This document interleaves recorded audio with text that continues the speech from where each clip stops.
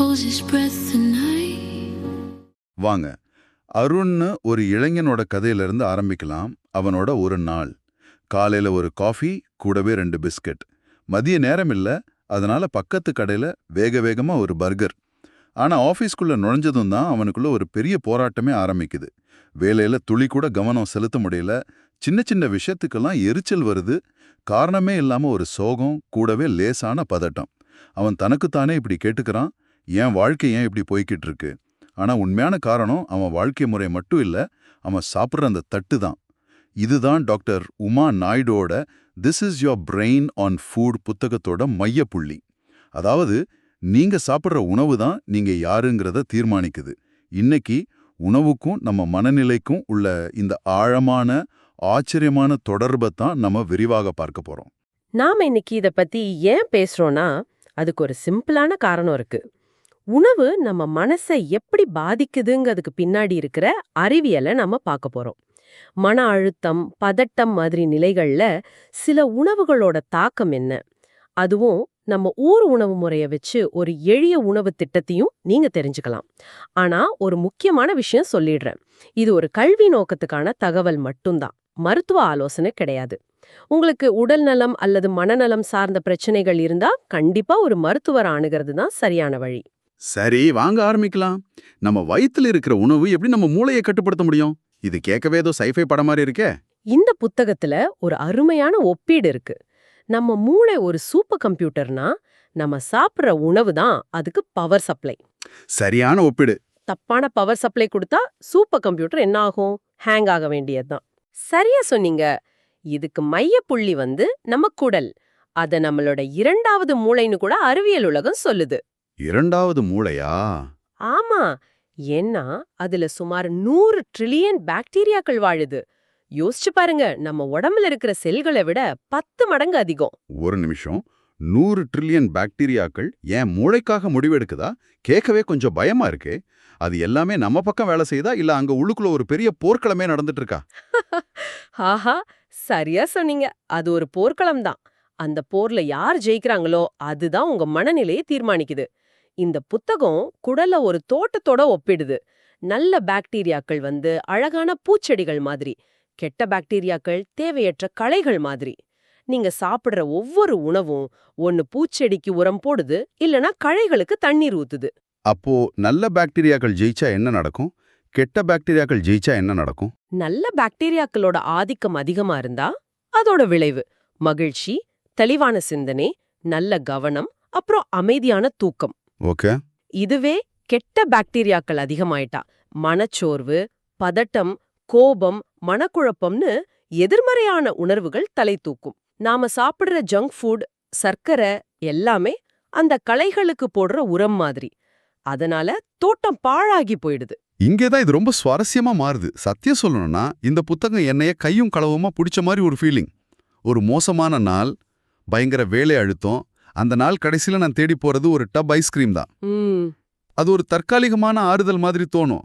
ஆனா இந்த புத்தகம் என்ன சொல்லுதுன்னா, நீ உனக்கு நீயே கொடுத்துக்கிற பரிசு நாளைக்கு வரப்போற பதட்டத்துக்கான அட்வான்ஸ் புக்கிங்ங்குது. இது எப்படி வேலை செய்யுது? இது ஒரு பொறி. அதுக்கு பின்னாடி உள்ள அறிவியல் ரொம்ப தெளிவானது. நாம மன அழுத்தத்துல சாப்பிடுற இந்த பதப்படுத்தப்பட்ட உணவுகள், அதாவது ப்ராசஸ்ட் ஃபுட், மூளையில ஒரு விதமான வீக்கத்தை, இன்ஃப்ளமேஷனை உண்டாக்குது. இன்ஃப்ளமேஷன்? ஆமா, இது மூளையோட செயல்பாட்டை மந்தமாக்குது. ஆனா இதை விட ஒரு முக்கியமான விஷயம் இருக்கு. என்னது அது? மகிழ்ச்சி ஹார்மோன்னு சொல்லப்படுற செரட்டோனின் உற்பத்தியே இது குறைக்குது. ஓ, மூளைக்குள்ள நடக்கிற ஒரு கெமிக்கல் விளையாட்டு. புரியுது. ஜங்க் ஃபுட் சாப்பிட்டா மூளை சந்தோஷத்துக்கான ஹார்மோனை உற்பத்தி செய்யறத நிறுத்திடுது. நிறைய பேர் அப்படிதான் நினைக்கிறாங்க. ஆனா இந்த புத்தகத்துல இருக்கிற உண்மையான ஆச்சரியம் இதுதான். அந்த செரட்டோனின்ல 90% உங்க மூளையில உருவாகிறதே இல்ல. என்னது? அப்ப எங்க உருவாகுது? அது உங்க குடல்ல தான் உருவாகுது. அப்போ நீங்க அந்த பீட்சாவையோ ஐஸ்கிரீமையோ சாப்பிடும்போது நீங்க உங்க மூளைய மந்தமாக்கல, உங்க மகிழ்ச்சிக்கான முக்கிய தொழிற்சாலையே இழுத்து மூடுறீங்க. அடேங்கப்பா, இது உண்மையிலேயே பெரிய தகவல். மன அழுத்தத்துக்கும் குடலுக்கும் நேரடி தொடர்பு இருக்கிற புரியுது. அப்போ மன அழுத்தத்தோட நெருங்கிய சொந்தக்காரனான பதட்டத்தை பத்தி என்ன சொல்லுது? அந்த வேகமான இதய துடிப்பு, தேவையில்லாத சிந்தனைகள், நம்ம தட்டுல இருக்கிற உணவு, அதுக்கும் காரணமா? நிச்சயமா. பதட்டத்துக்கு பின்னாடியும் பல உணவு சம்பந்தப்பட்ட காரணங்கள் இருக்கு. சர்க்கரை நிறைந்த உணவுகளை சாப்பிடும்போது ரத்தத்துல சர்க்கரையின் அளவு திடீர்னு ஏறி அப்புறம் சட்டுன்னு குறையும். Sugar spike and crash. Correct. இது நம்ம உடலையும் மனசையும் ஒரு விதமான அவசர நிலைக்கு தள்ளுது. ரெண்டாவதா, தேவைக்கு அதிகமான காஃபீன். மூணாவதா, மெக்னீசியம் மற்றும் பி வைட்டமின்கள் போன்ற முக்கியமான சத்துக்களோட குறைபாடுகள். சரி, அப்ப பதட்டத்தை குறைக்க என்ன சாப்பிடலாம்? பதட்டத்தை குறைக்க உதவும் உணவுகள்னு பார்த்தா பொட்டாசியம் நிறைந்த வாழைப்பழம், மெக்னீசியம் நிறைந்த கீரை வகைகள், ஆரோக்கியமான கொழுப்புகள் உள்ள நட்ஸ், விதைகள், அப்புறம் ஒமேகா 3 நிறைந்த மீன் வகைகள் பெரிய அளவுல உதவுது. இதுதான் எனக்கு ரொம்ப பிடிச்ச பகுதி. வெளிநாட்டு சூப்பர் ஃபுட்களை தேடி போக தேவையில்லை, நம்ம சமையலறையிலேயே எல்லா தீர்வு இருக்குன்னு இந்த புத்தகம் ரொம்ப அழுத்தமா சொல்லுது. இது உங்களுக்கு ரொம்ப நெருக்கமான ஒரு விஷயமா இருக்கும்னு நினைக்கிறேன். கண்டிப்பா. நம்ம பாரம்பரிய உணவுகள் ஒவ்வொன்றுமே ஒரு அறிவியல் பொக்கிஷம். உதாரணத்துக்கு மஞ்சள். அதுல இருக்கிற குர்குமின், அதாவது குர்க்யூமின் என்ற வேதிப்பொருள் ஒரு சக்தி வாய்ந்த மன அழுத்தத்துக்கு எதிரான மருந்தா, அதாவது ஆன்டி டிப்ரெசண்டா செயல்படுது. அடுத்தது நம்ம தயிர். இது நல்ல பாக்டீரியாக்களை கொடுக்கிற ஒரு அற்புதமான ப்ரோபயோட்டிக். நம்ம குடல் தோட்டத்துக்கு இது ஒரு இயற்கை உரம் மாதிரி. பசலைக்கீரை மாதிரி கீரை வகைகள் நினைவாற்றலை அதிகரிக்க ரொம்ப உதவுது. அப்புறம் பூண்டு, அது மூளையின் செல்களை பாதுகாத்து வயசாகிறதால வர்ற பாதிப்புகளை குறைக்கிற ஒரு பிரெயின் ப்ரொடெக்டரா செயல்படுது. சுருக்கமா சொல்லணும்னா நம்ம பாட்டி வைத்தியம்னு நினைச்சது எல்லாமே ஒரு விதமான நியூரோ சயின்ஸ் தான். சரியா சொன்னீங்க. கீரை சாப்பிட்டு முடிச்சதும் கொஞ்சம் தயிர் சாப்பிடுன்னு அவங்க சொன்னதுக்கு பின்னாடி இவ்வளவு பெரிய அறிவியல் இருந்திருக்கு. சரியா சொன்னீங்க. அவங்க தான் உண்மையான ஊட்டச்சத்து மனநல மருத்துவர்கள். ஆனா அவங்களுக்கு அந்த பெரிய பட்டம் இல்ல, அவ்வளவுதான். சரி, இவ்வளவு விஷயங்கள் கேட்டாச்சு. ஆனா நாளைக்கு காலையில நம்ம கிச்சனுக்குள்ள போகும்போது இதையெல்லாம் எப்படி நடைமுறைப்படுத்துறது? தட்டுல என்ன இருக்கணும், எதையெல்லாம் குப்பை தொட்டில போடணும், கொஞ்சம் தெளிவா சொல்லுங்களேன். நிச்சயமா. இந்த புத்தகம் அது ரொம்ப அழகா பட்டியலிடுது. மூளைக்கு ஹீரோ மாதிரி செயல்படுற உணவுகள்னு பார்த்தா முதல்ல வர்றது விதவிதமான நிறங்கள்ல இருக்கிற பழங்களும் காய்கறிகளும்.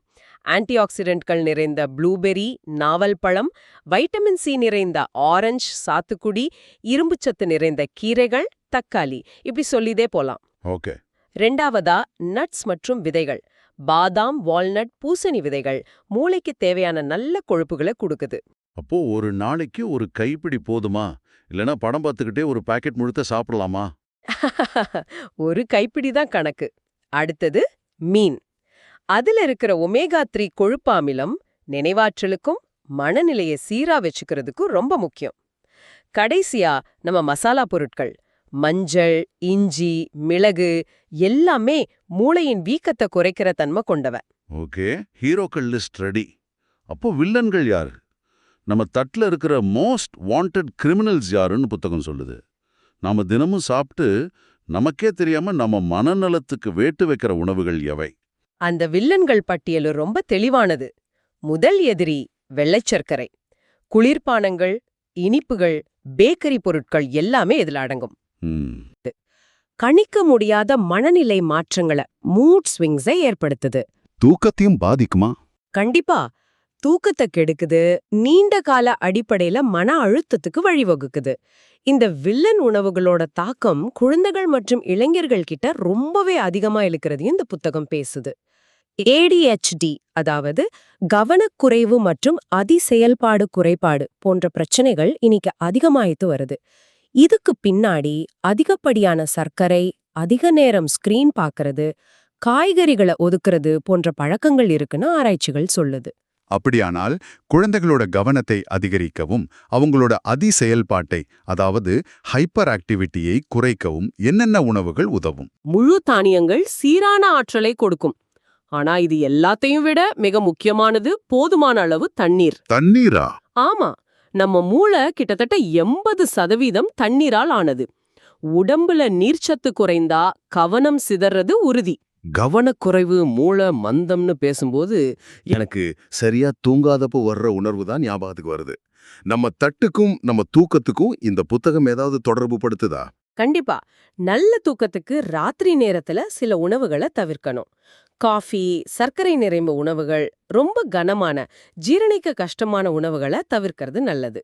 அதே சமயம் தூக்கத்தை தூண்டக்கூடிய சில உணவுகளும் இருக்கு. மெலட்டோனின் நிறைந்த வாழைப்பழம், டிரிப்டோஃபான் நிறைந்த பால், மெக்னீசியம் நிறைந்த நட்ஸ் மற்றும் சூடான எளிதில் ஜீரணமாகக்கூடிய சூப் போன்ற உணவுகள் நல்ல உறக்கத்துக்கு வழிவகுக்கும். அப்படியானால் இவ்வளவு தகவல்களையும் தொகுத்து ஒரு எளிய இந்திய உணவு திட்டமா மாத்த முடியுமா? ஒருத்தர் நாளைக்கே இதை ஆரம்பிக்கணும்னா அவங்க தட்டு எப்படி இருக்கணும்?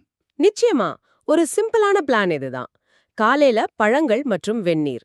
காலை உணவா இட்லி, தோசை, பொங்கல் மாதிரி பாரம்பரிய உணவுகள். சரி. மதியத்துக்கு சாதம், பருப்பு, நிறைய காய்கறிகள், கூடவே ஒரு கப் தயிர். மாலை நேரத்துல சில நட்ஸ் அல்லது ஒரு பழம். இரவு உணவு ரொம்ப எளிமையா இருக்கணும். ஒரு சூப் அல்லது சில சப்பாத்திகள், கூட காய்கறிகள். இது ஒரு ஆரம்பம்தான். இது உணவை பத்தியது மட்டும் இல்லைன்னு நினைக்கிறேன். இது ஒரு முழுமையான வாழ்க்கை முறை மாதிரி தெரியுது. சரியா புடிச்சிங்க. இந்த புத்தகம் இத தட்டு சிகிச்சை, அதாவது பிளேட் தெரப்பின்னு சொல்லுது. உங்க தட்டுல இருக்கிற உணவு ஒரு சிகிச்சை. இது நல்ல தூக்கம், தினசரி உடற்பயிற்சி, தியானம் போன்ற விஷயங்களோட சேரும்போது மூளைய குணப்படுத்துற ஒரு சக்தி வாய்ந்த கருவியா மாறுது. மன அழுத்தமும் பதட்டமும் நம்மளோட பலவீனங்கள் கிடையாது. அது நம்ம உடம்பு ஏதோ சரியில்லை, கொஞ்சம் கவனின்னு நமக்கு அனுப்புற சிக்னல்கள். அந்த சிக்னல்களுக்கு காது கொடுக்கறது தான் மொதப்படி. இப்போ மீண்டும் அருணின் கதைக்கு வருவோம். அந்த இளைஞன் மெதுவா மாற்றங்களை தொடங்கினான். சர்க்கரையை குறைச்சான், தண்ணீர் அதிகம் குடிக்க ஆரம்பிச்சான், வீட்டு சாப்பாட்டை தேடினான். சில வாரங்களிலேயே அவனுக்குள்ள ஒரு பெரிய மாற்றம். கவனம் தெளிவாச்சு, எரிச்சல் குறைஞ்சது. அவனோட வார்த்தைகள்லயே சொல்லணும்னா, என் வாழ்க்கை மாறியது டேப்லெட்ல இல்ல, பிளேட்ல.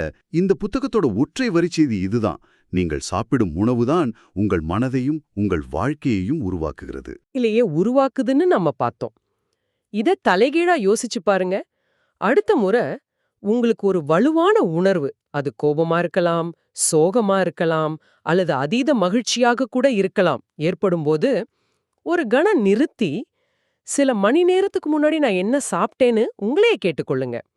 இந்த இணைப்பை கவனிக்க ஆரம்பிக்கிறது உங்க உணவு பழக்கத்தை நீங்களே ஆராய்ந்து உங்களுக்கான சிறந்த பாதையை வகுத்துக்கிறதுக்கான முதல் படியா இருக்கலாம் இல்லையா? இந்த விரிவான அலசல் ஹார்வர்ட் மனநல மருத்துவர் டாக்டர் உமா நாயுடு எழுதிய "this is your brain on food" என்ற புத்தகத்தை அடிப்படையாக கொண்டது. கேட்டதற்கு நன்றி.